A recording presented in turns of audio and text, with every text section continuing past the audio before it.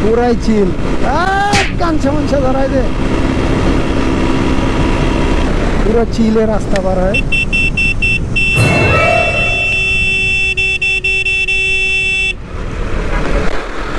রে আগে অটো চালাইতা, অটোওয়ালা হাইওয়ের মধ্যে হুট করে হাত দিয়ে রিল্যাক্স ডানে ঢুকাই দিচ্ছে। ওই যে কাকা পুরাই রিল্যাক্স।